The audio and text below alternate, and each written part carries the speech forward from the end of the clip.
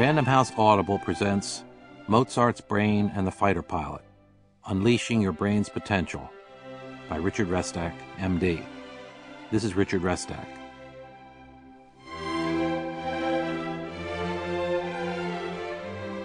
Introduction.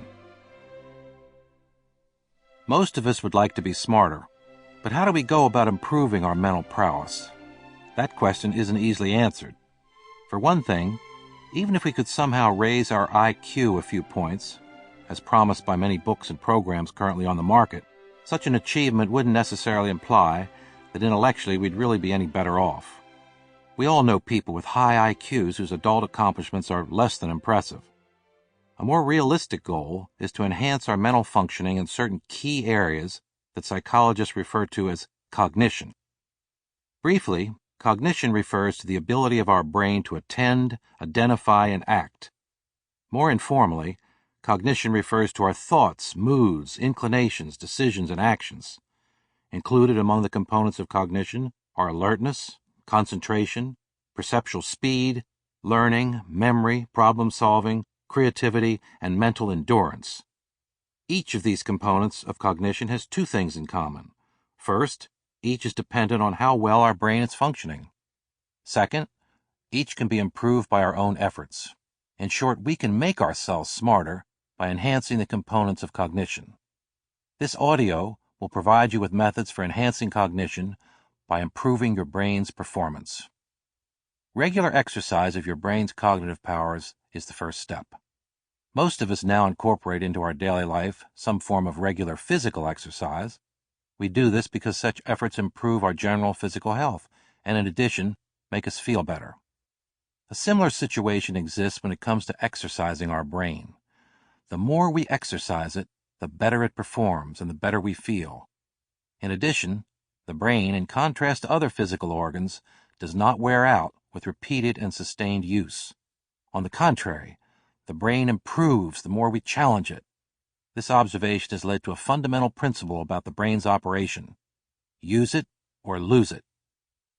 Think back to a talent or skill that you developed by practice and application, but subsequently allowed to languish. Perhaps you were a decent piano player at one time in your life, but later stopped your lessons because you didn't have time to practice. Or maybe, like me, you took chess lessons that enabled you to become a moderately competitive player. Competitive, that is, until you dismissed your instructor, canceled the chess magazine subscriptions, and gradually gave up the game. In both of these instances, music and chess, changes took place in your brain. After the initial establishment of circuits for music and chess, your brain underwent a kind of atrophy as the circuits important for these activities disappeared secondary to disuse. Fortunately, the brain is highly resilient and has a lifetime memory. Those music and chess circuits can be revived. All that's required is that you once again start playing the piano, or some other instrument, or take up your chess lessons and engage in regular chess matches with some challenging players. This is possible because throughout our lives, the brain retains a high degree of plasticity. It changes in response to experience. If the experiences are rich and varied, the brain will develop a greater number of nerve cell connections. If the experiences are dull and infrequent, the connections will either never form or die off. We know this from studies carried out on laboratory animals. If an animal is provided with a stimulating, challenging environment, like a cage filled with toys, that animal's brain will show a dramatic increase in the number of nerve cell connections. The animal's brain will be heavier with larger nerve cells in some areas than in animals that are reared in barren, comparatively deprived laboratory cages. This increase in brain weight results from an increase in the number of synapses, electrochemical connections between neurons. As mentioned, a similar process occurs in the human brain. You can preselect the kind of brain you will have by choosing richly varied experiences. The process starts in childhood and continues until the day you die. Incidentally, this insight that the brain retains its plasticity across the entire lifespan is a comparatively recent one. When I wrote my first book on the human brain in 1979, I didn't hear much from the scientists I interviewed about the plasticity of the mature adult brain. At that time, most people, scientists included, believed that as the brain matured and formed its nerve cell connections, Those connections stayed in place until finally dropping out in old age. Few people thought of the brain as being susceptible to change in its actual structure. Now, thanks to research like the experiments mentioned above, we know that the brain is much more malleable and subject to change.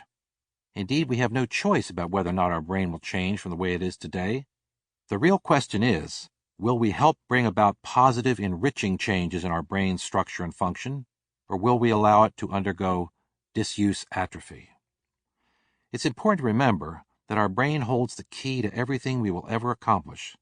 Indeed, the brain is the gateway for all of our sensations and the weaver of all of our experiences.